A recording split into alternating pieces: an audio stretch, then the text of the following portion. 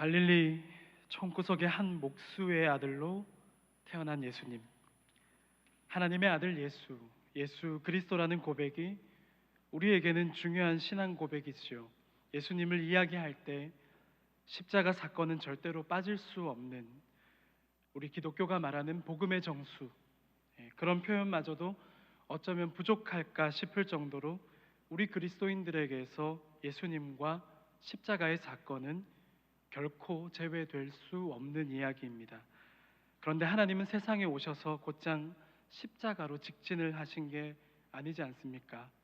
나무 십자가 사형 틀에 매달리기까지 그분의 생애 속에 드러난 하나님, 각각의 인생에 잔뜩 묻어나 있었던 그 각각의 사정을 헤아리시고 그 마음을 매만져 주셨던 하나님, 우리 주 예수 그리스도의 삶을 들여다보는 작업은 뭐라고 해야 할까요? 참 아름답지요. 본문을 정하고 우리 주님을 묵상하는데 당장에 그런 생각이 들었습니다. 도무지 자신을 포장할 줄 모르셨던, 사람들 앞에서 자신이 어떻게 해석될지에 대해서, 어떻게 비치고 있는지에 대해서 머릿속으로 셈하지 않으셨던, 계산하지 않으셨던 예수님이 그려지는 겁니다. 야심한 밤에 사람들의 눈을 피해서 예수님을 찾아왔었던 니고데모와 같은 그런 인물과는 참 달랐지요. 성도 여러분, 예수님의 음성은 어땠을까요? 예수님의 눈길은 또 어땠을까요? 예수님에게 가까이 가면 냄새는 또 어떠했을까요? 좋은 향기가 났을까요?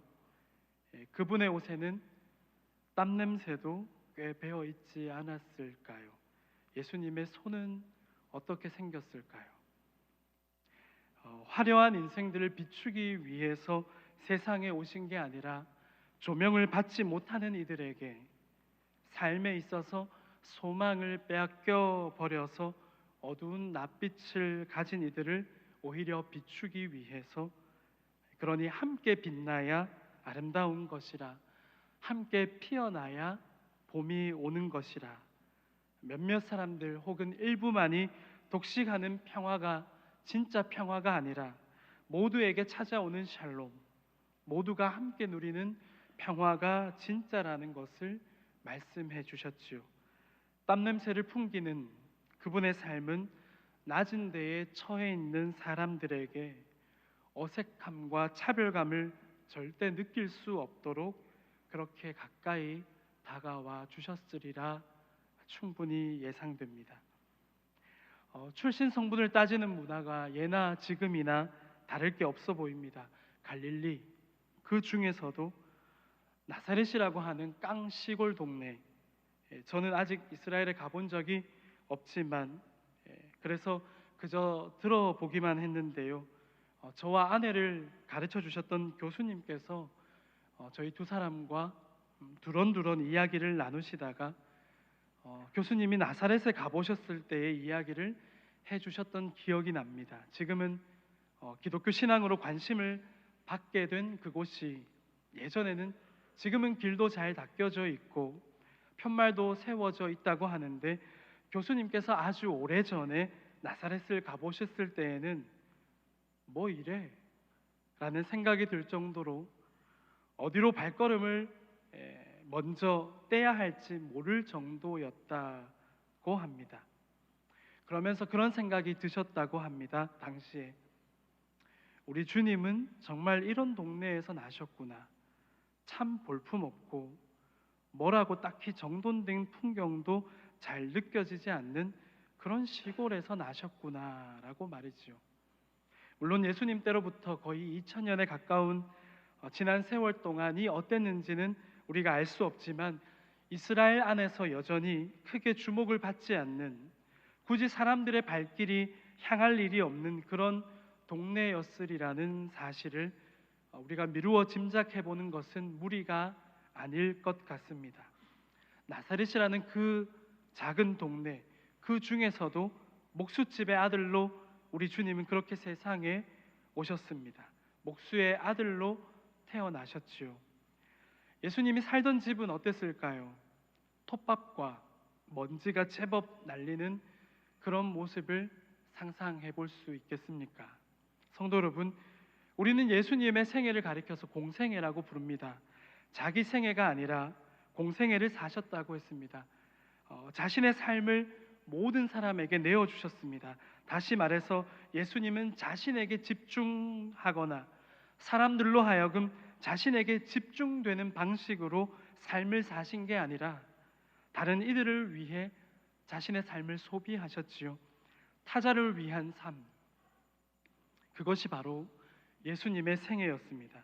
그런 예수님에 대한 소문이 온 유대와 온 지방에 퍼졌다고 합니다. 요즘으로 말하면 실시간 검색어 1위 자리에 꽤 오랜 기간 동안 나사렛 예수라는 이름이 올라와 있는 셈이겠지요. 예수님과 관련되어 연관 검색어에는 어떤 게 떠올랐을까요? 병고침, 베다니 나사로, 물고기와 보리떡, 갈릴리 나사렛, 목수 요셉의 아들, 이런 등등의 연관 검색어가 올라오지 않았을까요? 그런데 그런 것들만 있었겠습니까? 예수님을 오늘날로 검색해 볼 때 앞에 예수님과 관련된 것들도 있지만 예수님을 비방하는 이상한 연관 검색어, 이를테면 선지자거나 미치광이거나 율법 파괴자, 어쩌면 메시아, 신성 모독자, 그런 불편한 말들도 예수님에게 꼬리말처럼 따라다녔을 테죠. 예수님에게서 하나님을 경험하는 사람들도 있었겠지만 예수님을 꼴사나워하며 눈의 가시처럼 여기는 사람들도 아주 많았다라는 걸 우리는 복음서의 이야기를 통해서 잘 알고 있습니다. 예수님을 불편해했었던 그들은 예수님을 비하하려고 어쩌면 예수님의 출신 성분을 더 도드라지게, 더 집요하게 세상 사람들이 다 알아버려야 한다고, 같이 저 예수를 한번 깎아내려 보자고, 무시해 보자고, 그렇게 예수님이 받고 있는 사람들의 관심을, 그 쏟아지는 이목을 땅바닥으로 끌어낮추려고 예수님의 출신 성분을 더 강조했지는 않았을까요? 그런 시도가 있었다라는 걸 우리는 성경의 기록을 통해서 알 수 있습니다. 목수집 자식이라는 것 외에도 예수님에게 붙은 별칭이 있었지요. 함께 누가복음 7장 34절 말씀을 읽어보면 좋겠습니다. 함께 읽습니다. 인자는 와서 먹고 마시매 너희 말이 보라, 먹기를 탐하고 포도주를 즐기는 사람이요 세리와 죄인의 친구로다 하니. 그렇습니다. 예수님에게는 그런 별명이 붙었습니다. 세번역 성경으로 다시 읽어보면 이렇습니다. 인자는 와서 먹기도 하고 마시기도 하니 너희가 말하기를 보아라, 저 사람은 마구 먹어대는 자요 포도주를 마시는 자요 세리와 죄인의 친구다 한다. 만만해 보이는 예수님의 일상은 그랬던 것 같습니다. 하나님이라는 존재를 아주 가볍게 여기는 사람들에게 예수님은 결코 만만할 수 없는 상대였습니다. 특히나 하나님의 이름을 앞세워 뒤로 자기 호주머니를 두둑히 채우는 자들, 어줍지 않게 율법을 논하며 남들과의 비교를 통해 스스로를 높이려고 했었던 이기심으로 사는 자들에게 예수님은 호락호락한 상대가 아니었습니다. 그러나 그런 자들에 의해 무시를 당한 자들, 번호표를 뽑아서 줄을 선다면 맨 뒤로 밀려나 있는, 과연 언제쯤 나에게 기회가 찾아올까, 주어질까 싶은 그런 자들에게 예수님은 만만한 상대로 서 계셨습니다. 만만한 대상, 아무렇게나 격이 없어도 되는, 그에게서도 특별할 것이 없어 보이고 땀 냄새도 풍기고, 그러나 세상의 주목을 받고 계신 그분이 자신들과 함께 잡수시는 겁니다. 먹는 둥 마는 둥, 그런 게 아니라 마구 먹어대는 자라는 소리를 들을 만큼 말이죠. 정치인들이 선거철만 되면 시장을 찾아서, 전통시장을 찾아서 어묵이나 풀빵이나 호떡을 먹으며, 떡볶이도 먹겠죠?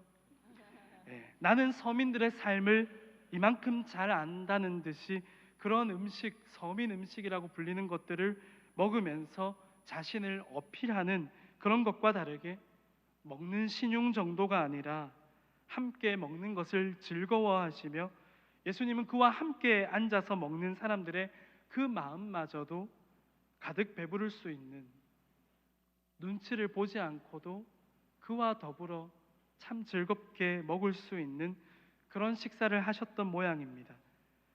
먹방 유튜버처럼 많이 드시지 않았을 겁니다. 포도주를 즐겼다고 했지만 포도주를 즐겨 마시고 술에 취해서 사셨던 예수님이 아니셨을 겁니다. 그것은 예수님을 비방할 목적으로, 특별히 어떤 한 사람과 예수님을 비교하면서 예수님과 다른 그 한 사람을 함께 비방할 목적으로 과장되게 예수님을 가리켜 붙인 별명일 겁니다. 예수님은 기념하는 자리에서 기념할 만큼의 잔을 드셨습니다. 혼인잔치에서라던가 제자들과 함께 누군가에게 초대받은 그 집에서라던가 우리가 잘 알고 있듯이 십자가에서의 죽음을 앞두고 떡과 포도주를 나누시며 자신을 통해 하나님께서 우리를 위해 베푸시는 그 구원을 기념하는 자리에서 예수님은 기념할 만큼의 잔을 드셨습니다. 이제는 33절과 34절 말씀을 함께 읽어볼까요? 함께 읽어보겠습니다. 세례 요한이 와서 떡도 먹지 아니하며 포도주도 마시지 아니하며 너희 말이 귀신이 들렸다 하더니 인자는 와서 먹고 마시매 너희 말이 보라 먹기를 탐하고 포도주를 즐기는 사람이요 세리와 죄인의 친구로다 하니. 그렇습니다. 예수님을 싫어했던 당대의 종교 지도자들은 예수님과 세례 요한을 한데 묶어서 비방했지요. 예수님은 그렇게 말씀하시는 겁니다. 세례 요한을 가리켜서는 저 인간은 뭘 저렇게나 유별나게 구는 거냐, 사람이 기본이라고 하는 게 있는데 뭘 저렇게 유별나게 안 먹는가, 에라이 귀신 들린 게 틀림없다라고 비방하더니 예수님 자신을 가리켜서는 세례자 요한하고는 완전 반대로 저 예수라는 자는 뭘 저렇게나 경건치 못하게 아무렇게나 막 먹고 막 어울리고 막 사는 거냐 그랬던 겁니다. 성도 여러분, 세례 요한에 대해서 복음서는 어떻게 소개하고 있습니까? 마가복음 1장 6절의 말씀에는 이렇게 나와 있습니다. 요한은 낙타털 옷을 입고 허리에 가죽띠를 띠고 메뚜기와 석청을 먹더라. 세례 요한의 행색은 그의 의복은 낙타털로 만든 옷, 허리에 가죽띠, 혹시 누가 머릿속에 떠오르십니까? 선지자 엘리야가 생각나지요. 무엇을 먹었다고 했습니까? 메뚜기와 석청을 먹었다고 했습니다. 이러한 사실들이 의미하는 바가 무엇일까요? 세례 요한은 사명에 사로잡혀 살았던 사람이었다라는 거지요. 주어진 사명에 충실하기 위해서 먹는 것과 입는 것에 있어서 최소의 필요함만 갖추었던 겁니다.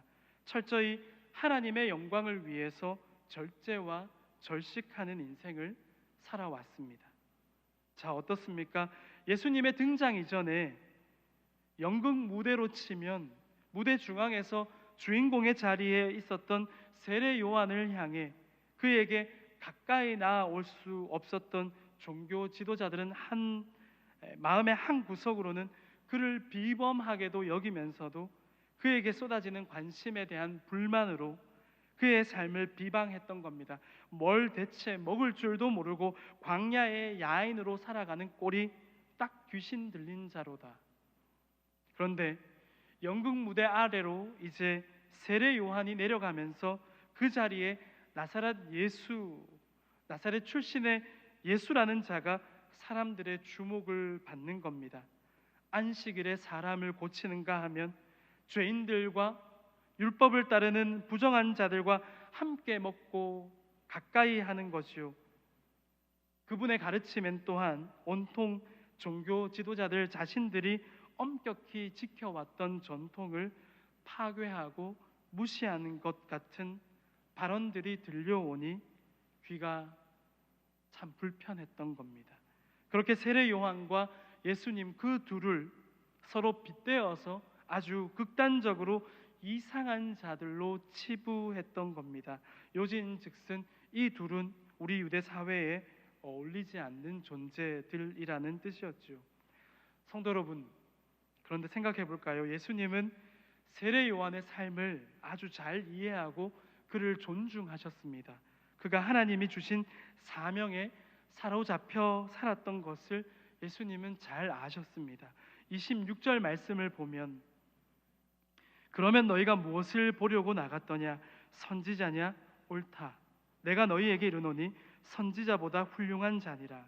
이어서 27절 말씀에 기록된 바 보라, 내가 내 사자를 내 앞에 보내노니 그가 내 앞에서 내 길을 준비하리라 한 것이 이 사람에 대한 말씀이라. 그렇습니다. 예수님은 잘 아셨습니다. 예수님은 세례 요한을 가리켜 제자들에게 그렇게 말씀하셨습니다. 그가 왜 그런 옷차림으로 살며 먹는 건 또 왜 그런 것을 먹었으며 보통의 경우를 벗어나 왜 광야에서 생활했는지를 예수님은 잘 아셨습니다. 그렇다면 이제 또 우리가 생각해 보아야 할 것은, 그렇다면 세례 요한도 예수님을 그렇게 생각했을까라는 사실입니다. 처음에는 처음에는이라고 했습니다. 처음에는 세례 요한 그도 예수님을 메시아로 생각했습니다. 보라, 세상 죄를 지고 가는 하나님의 어린 양이로다. 나는 그의 신발끈을 풀기도 감당하지 못하겠노라. 세례 요한은 예수님을 메시아라고, 그리스도라고 인정했었습니다. 그런데 그런 인정이 있었던 시점은 예수님이 이제 본격적인 공생애가 시작되기 전이었습니다. 요단강에서 세례를 베풀며 세례자 요한으로 불렸던 시점 이후에 시간이 흘러서 예수님에 대한 소문이 유대와 온 지방에 퍼지던 어느 날 세례 요한은 감옥에 갇혀 있을 때였습니다.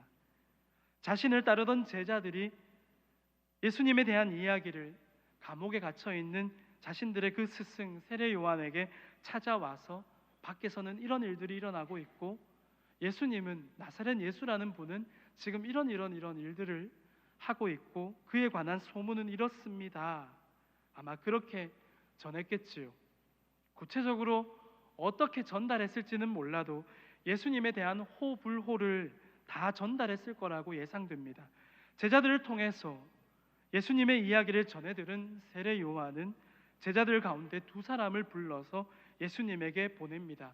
그렇게 보내면서 이런 질문을 던집니다. 함께 19절 말씀을 읽어보면 좋겠습니다. 함께 읽습니다. 요한이 그 제자 중 둘을 불러 주께 보내어 이르되 오실 그이가 당신이오니이까 우리가 다른 이를 기다리오리이까 하라 하매. 세례 요한이 예수님을 향해 무엇을 물어보고 있습니까? 당신이 메시아가 맞습니까? 우리가 다른 메시아를 혹시 기다려야 합니까? 당신이 그리스도가 맞습니까? 성도 여러분, 세례 요한이 예수님에게 이와 같이 물었다는 사실이 우리에게 어떤 의미로 다가옵니까? 그렇습니다. 세례 요한은 의구심이 들었던 겁니다. 왜 의구심이 들었을까요? 저는 그에 대한 대답을 예수님이 하신 말씀, 우리가 아까 읽었던 말씀인데요, 앞서 함께 읽었었던 33절과 34절 말씀입니다. 세례 요한이 와서 떡도 먹지 아니하며 포도주도 마시지 아니하며 너희 말이 귀신이 들렸다 하더니 인자는 와서 먹고 마시매 너희 말이 보라 먹기를 탐하고 포도주를 즐기는 사람이요 세리와 죄인의 친구로다 하니. 그렇습니다. 세례 요한의 입장에서 예수님은 너무도 다른 사람이었지 않았을까요? 세례 요한은 엄격하리만큼 절제와 절식하는 인생을 살아왔습니다. 그런데 예수님은 자신과 너무 다른 거죠. 그가 예수님을 바라볼 때 혹 어떤 생각이 들었을까요?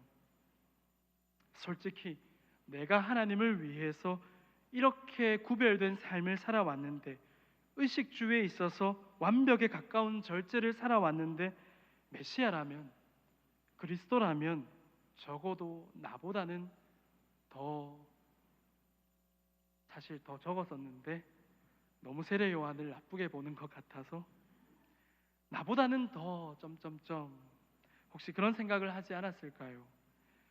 세례 요한을 가리켜서는 그의 절식과 절제하는 모습을 가리켜 귀신 들렸다라고 비방했는데, 그와는 다르게 잘 먹어도 예수 저자는 너무 잘 먹는다라고 그런 모습을 비방거리로 삼았다고 했습니다. 감옥에 갇힌 상태에서 예수님에 대한 소문을 듣는 세례 요한의 상황은 어쩌면 조급함일 수도 있겠습니다. 언제 죽을지 모르는데 재차 확인이 필요하다는 마음이었다고 판단됩니다. 확신이 서질 않는 연약한 마음이 세례 요한에게 몰려왔을 수도 있겠습니다. 자신은 철저한 절제의 삶을 살아왔습니다. 구별하여 엄격한 절제를 살았습니다. 그런데 예수님은 사람들을 대할 때 그런 기준을 두지 않았습니다. 모두에게 하나님 나라를 열어 젖히셨다고 표현하는 게 맞겠습니다. 성도 여러분, 그만큼 우리 주님은 세례 요한이 봤을 때 의구심이 들 정도로 그만큼 우리 주님은 사람들 속에 뒤섞여 사셨겠구나라는 생각이 들지 않으십니까? 예수님은 참으로 그런 분이셨습니다. 다소 멀게만 느껴지고 하나님과 하나님의 나라는 가진 자들에게나 혹 누군가에게만 특별히 주어질 뿐 나에게는 그저 먼 나라 이웃 나라의 이야기요, 내게는 여전히 어렵기만 한 대상, 그런 하나님을 예수님 그분은 아주 가깝게 고백될 수 있도록 말씀해 주시고, 그분의 격 없는, 그러니 어쩌면 세례 요한의 입장으로 봤을 때는 다 이해되지 않는 모습으로 하나님 나라를 친히 살아주시고 보여주셨던 게 아닐까요? 예수님을 우리에게 친숙한 음식 중 하나로 비유해 본다면 어떨까요?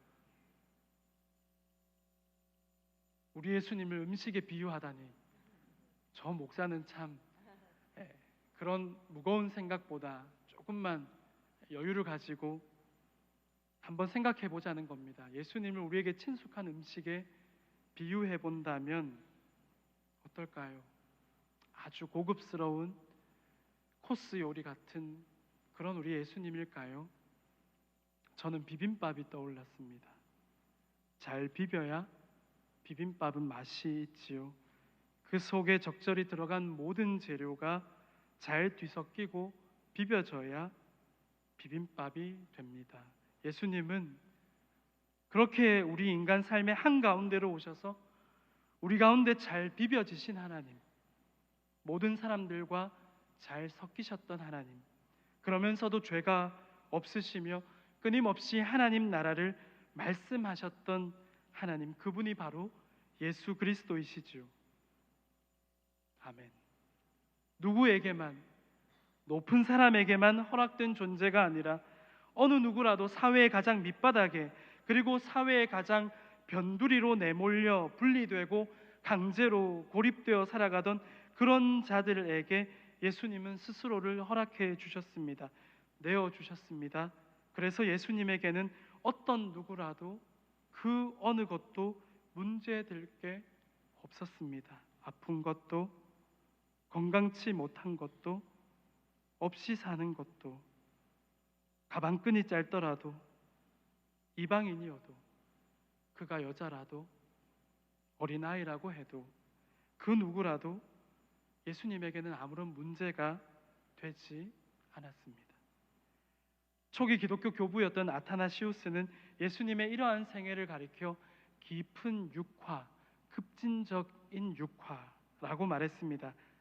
그만큼 우리 가운데 우리가 하나님이라고 알아차릴 수 없을 만큼이나 그렇게 우리 삶 깊숙이 들어와 함께 사는 신용 정도가 아니라 아예 우리 사회 가운데, 우리 삶 한가운데로 들어와서 함께 뒤섞이고 그렇게 비벼지신 그런 하나님을 가리켜 깊은 육화, 급진적인 육화, 이렇게 표현했던 겁니다. 그렇게 하나님을 살아준 예수님이셨습니다. 하나님을 경험할 수 있도록 그만큼 낮아지시고 격없이 가까이 다가와준 탓에 삶이 고달프고 아픈 자들은 위로를 받았지만 예수님은 미움을 받으셨고 늘 비방과 공격의 대상이 되셨습니다. 성도 여러분, 예수님을 낮춰 부르는 별명들 중에는 목수의 아들도 포함되지 않았을까요? 오늘 설교의 제목을 목수의 이야기로 붙여보았습니다. 그러면서 어느 한날의 묵상을 나눠본다면, 여러분, 예수님은 왜 목수집에서 목수집 아들로 태어났을까요? 나무 톱밥이 먼지처럼 흩날리는 나무를 잘라내고 또 그 나무를 가지고 무언가를 만들기 위해 연신 두들기고 하는 그런 제법 시끄러운 환경에서 우리 주님은 자라나셨습니다. 예수님의 어린 시절은 또 어땠을까요? 대개의 경우 아이들이 태어나 자라면서 이런저런 놀잇감을 가지고 놀지 않습니까? 우리 주님은 어땠을까요? 어떤 걸 친숙하게 가지고 놀았을까요? 아빠 요셉이 잘라내고 쓸모없이 땅바닥에 이렇게 저렇게 흩어져 있는 나무 조각들을 가지고 놀지는 않았을까요? 아빠의 목공 작업에 필요한 여러 연장들이 걸려 있는 걸 보면서 그것들로 하나, 둘, 셋 이렇게 숫자 공부를 하지는 않았을까요? 그렇게 가난한 집안에 태어나 목수의 아들이라고 불리며 자랐고 공생애를 사시기까지 그렇게 목공소이면서 집이었던 그분의 일상에서 주된 장소가 되었던 태어나서부터 쭉 자란 환경은 아마도 그런 풍경이었을 겁니다. 하나님이 세상을 이처럼 사랑하사 독생자를 주셨으니 이는 그를 믿는 자마다 멸망하지 않고 영생을 얻게 하려 하심이라. 이처럼이라고 했습니다. 이만큼, 그렇게도 사랑하사 독생자를 주셨다고 했는데 그 독생자가 태어나서부터 자라온 환경이라고 하는 것은 하나님은 마치 복선을 깔아둔 것처럼 그분이 자라오신 환경은 그분의 최후를 미리 암시하는 게 아닐까 싶을 정도입니다. 십자가의 죽음을 마치 복선으로 깔아두신 게 아닐까 싶을 정도로 하나님은 우리 주님을 목수집에서 태어나게 하신 게 아닐까요? 목수의 아들로 태어난 예수님이 어릴 적부터 가장 친숙했을 세 가지 도구가 있다면 목공소에서 보이는 나무와 망치와 못이겠죠. 예수님을 죽음에 이르게 하는 나무 십자가와 그를 매달리게 한 날카로운 목과 망치, 그 세 가지는 예수님이 태어나시던 순간부터 공생애를 사시기까지 온 전생에 있어서 가장 예수님에게 가까운 곳에 늘 함께 있었습니다. 이렇게나 하나님이 우리를 사랑하셔서 그런 복선을 깔아두셨다고 밖에는 생각되지 않는 하나님의 사랑, 예수님의 최후, 예수님을 죽음에 이르게 한 나무와 망치와 못이 예수님이 살아온 전생에서 가장 친숙했던 세 가지 도구라는 생각, 그 생각을 하다 보면 하나님이 정말 우리를 이처럼 사랑하셨구나 라고 생각되죠. 목수의 아들, 먹기를 탐하는 자, 술 취한 자, 세리와 죄인들의 친구, 우리를 위해 죄인들의 친구로 불려지는 걸 두려워하시지 않았던, 땀 냄새를 풍기고 그걸 부끄러워하지 않았던, 낮은 곳에 처해 낮은 이들의 한숨 가운데 위로의 눈길과 사랑의 손길을 나누어 주셨던 예수님의 이야기, 우리는 세상을 향해 바로 그 예수님의 이야기를 들려주어야 합니다. 왜냐하면 그게 교회가 할 일이고 태생적인 사명이기 때문에 그렇습니다. 또 예수님이 사셨던 모습으로 살아가야 할 책임이 우리에게 있습니다. 그분처럼 우리는 낮아질 수 있을까요? 그분께서 우리를 위해 낮아지셨듯이 우리 대구제일교회도 그 길을 기꺼이 끌어안고 걸어갈 수 있으면 좋겠습니다. 기도하겠습니다. 하나님 아버지, 이만큼 낮아지셔서 저렇게나 멀리 있을 것 같은 어렵기만 했던 하나님과 하나님 나라를 이만큼이나 가깝게 바라볼 수 있도록, 느껴볼 수 있도록, 나라는 사람도 하나님의 나라와 어울리지 않을 것 같다고 이미 하나님 나라를 포기했었는데, 이제라도 나도 하나님 나라를 가슴에 품어봐도 되는구나, 그런 꿈틀대고 두근거리는 소망을 아주 가까이 오셔서, 낮은 자리에까지 오셔서 보여주시고 말씀해 주셨던, 하나님을 살아주셨던 그 예수님을 뒤따라 기꺼이 그 길을 걸어갈 수 있는 우리 교회가 되게 하여 주옵소서. 예수님의 이름으로 기도드립니다. 아멘.